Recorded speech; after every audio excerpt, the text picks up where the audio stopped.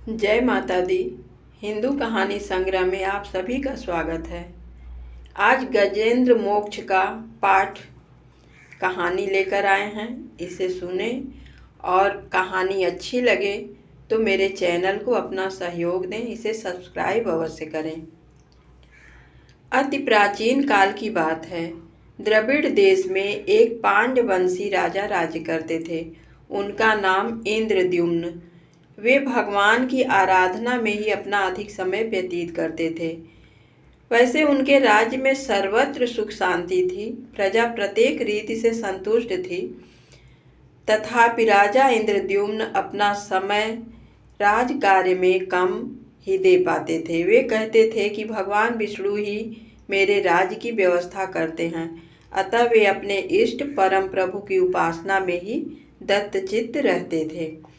राजा इंद्रद्युम्न के मन में आराध्य आराधना की लालसा उत्तरोत्तर बढ़ती ही गई। इस कारण वे राज्य को त्याग कर मलय पर्वत पर रहने लगे। उनका वेश तपस्वियों जैसा था। सिर के बाल बढ़कर जटा के रूप में हो गए थे। वे निरंतर परम ब्रह्म परमात्मा की आराधना में तल्लीन रहते। उनके मन और प्राण भी श्री हरि के चरण कमलों में मधुकर बने रहते।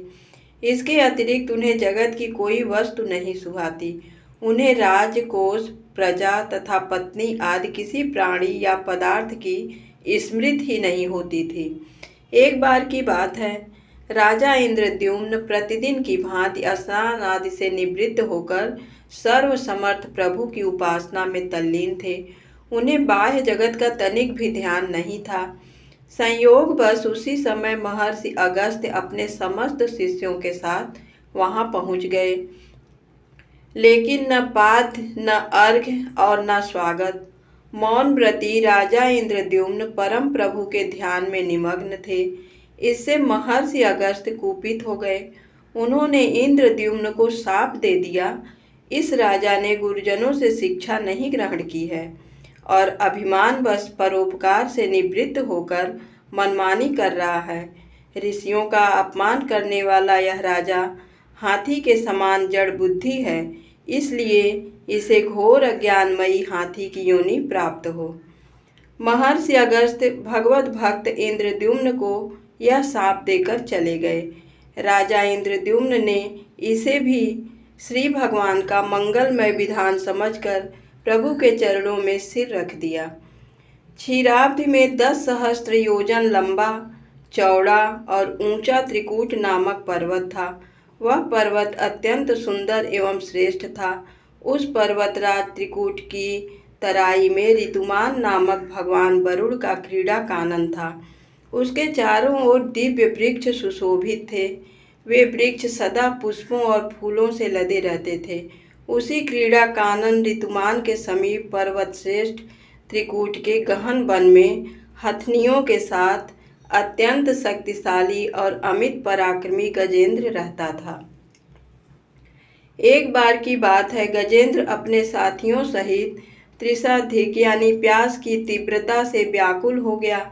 वह कमल की गंध से सुगंधित वायु को सूंघकर एक चित्ताकर्षक विशाल सरोवर के तट पर जा पहुंचा। गजेंद्र ने उस सरोवर के निर्मल, शीतल और मीठे जल में प्रवेश किया।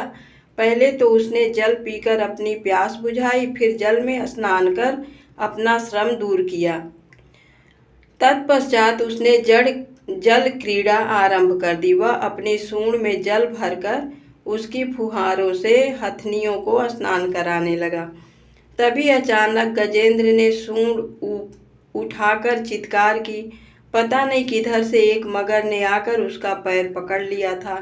गजेंद्र ने अपना पैर छुड़ाने के लिए पूरी शक्ति लगाई, परंतु उसका बस नहीं चला, पैर नहीं छूटा। अपने स्वामी गजेंद्र को ग्रस्त देखकर हथिनियां, कलभ और अन्य गज अत्यंत व्याकुल हो गए। वे सूंड उठाकर चिंघाड़ने और गजेंद्र को बचाने के लिए सरोवर के भीतर बाहर दौड़ने लगे। उन्होंने पूरी चेष्टा की, लेकिन सफल नहीं हुए। महर्षि अगस्त्य के शाप से राजा इंद्रद्युम्न ही गजेंद्र हो गए थे और गंधर्व श्रेष्ठ हुहु महर्षि देवल के शाप से ग्राह हो गए। वे भी अत्यंत पराक्रमी थे। संघर्ष चलता रहा। गजेंद्र स्वयं को बाहर खींचता और ग्राह गजेंद्र को भीतर खींचता। सरोवर का निर्मल जल गंदला हो गया था। कमल दल छत विक्षत हो गए। जल जंतु व्याकुल हो उठे। गजेंद्र और ग्राह का संघर्ष 1 सहस्त्र वर्ष तक चलता रहा। दोनों जीवित रहे। यह दृश्य देखकर देवगण चकित हो गए। अंततः गजेंद्र का शरीर शिथिल हो गया। उसके शरीर में शक्ति और मन में उत्साह नहीं रहा, परंतु जलचर होने के कारण ग्राह की शक्ति में कोई कमी नहीं आई। उसकी शक्ति बढ़ गई। वह नवीन उत्साह से अधिक शक्ति लगाकर गजेंद्र को खींचने लगा। असमर्थ गजेंद्र के प्राण संकट में पड़ गए। उसकी शक्ति और पराक्रम का अहंकार चूर चूर हो गया।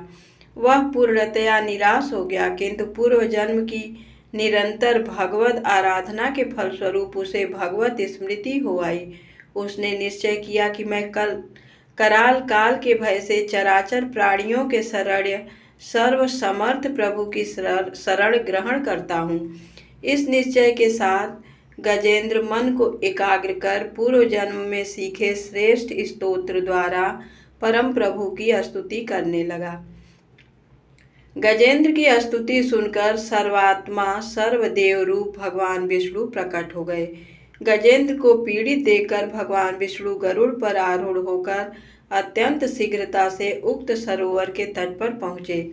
जब जीवन से निराश तथा पीड़ा से छटपटाते गजेंद्र ने हाथ में चक्र लिए गरुड़ारूढ़ भगवान विष्णु को तीव्रता से अपनी ओर आते देखा, तो उसने कमल का एक सुंदर पुष्प अपनी सूंड में लेकर ऊपर उठाया और बड़े कष्ट से कहा, नारायण जगत गुरु भगवान, आपको नमस्कार है। गजेंद्र की अत्यंत पीड़ित देखकर भगवान विष्णु गरुड़ की पीठ से कूद पड़े और गजेंद्र के साथ ग्राह को भी सरोवर से बाहर खींच लाए और तुरंत अपने तीक्ष्ण चक्र से ग्राह का मुंह फाड़कर गजेंद्र को मुक्त कर दिया।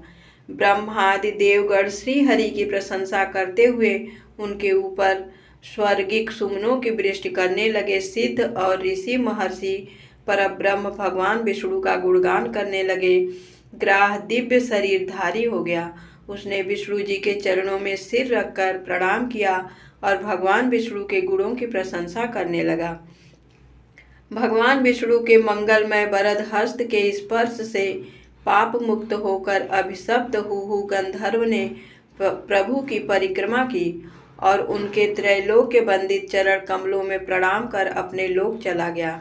भगवान विष्णु ने गजेंद्र का उद्धार कर उसे अपना पार्षद बना लिया।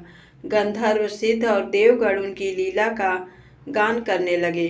गजेंद्र की स्तुति से प्रसन्न होकर भगवान विष्णु ने सबके समक्ष कहा, प्यारे गजेंद्र, जो लोग ब्रह्म मुहूर्त में उठकर तुम्हारी की हुई स्तुति से मेरा स्तवन करेंगे, उन्हें मैं मृत्यु के समय निर्मल बुद्धि का दान करूंगा। यह कहकर भगवान विष्णु ने पार्षद रूप में गजेंद्र को साथ लिया और गरुड़ारूढ़ होकर अपने दिव्य धाम को चले गए। धन्यवाद। कहानी कैसी लगी कमेंट में अवश्य